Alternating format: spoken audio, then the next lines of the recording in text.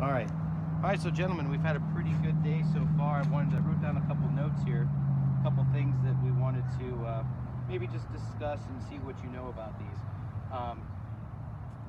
Club face position. What do you know, Mr. Bouchard, what do you know about club face position?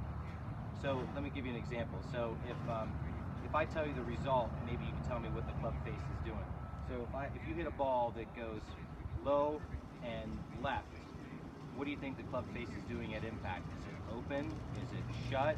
I think it would be closed. Okay, so it would be a closed face, which would be obviously part of the description of the club face position. So the club face would be closed at impact, which would cause the toe to turn over, and the ball is going to go low and left. Very good, very good. How about this one here? If I have a ball flight that is high and right, is my path going to be from the inside or from the outside? From the inside. With the club, okay. Well, here's the thing. The inside, dependent on it, based on the way that the club face is coming through impact, if it's an open club face, from the outside, the ball should go to the right. If it's closed club face, it could go hard left, dependent.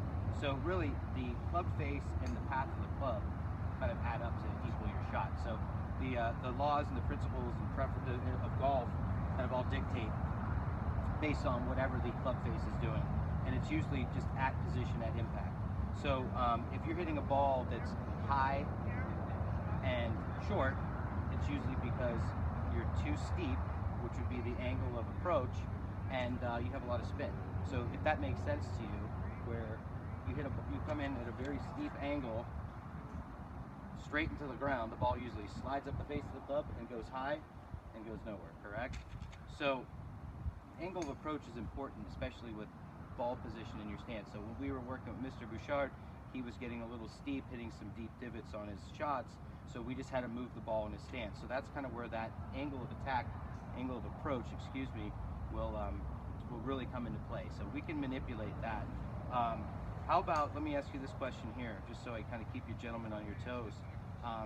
If we have a ball flight that is left to right from an inside swing path, where is the face? Is the face open?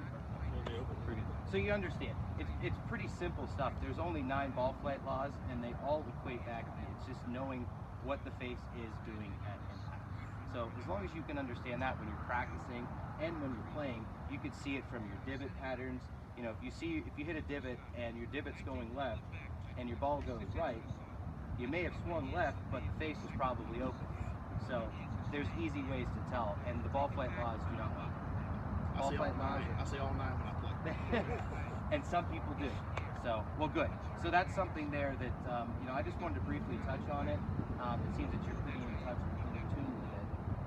So we won't spend too much time on that. So next we're going to work on some short game stuff. Let me go ahead and get prepared.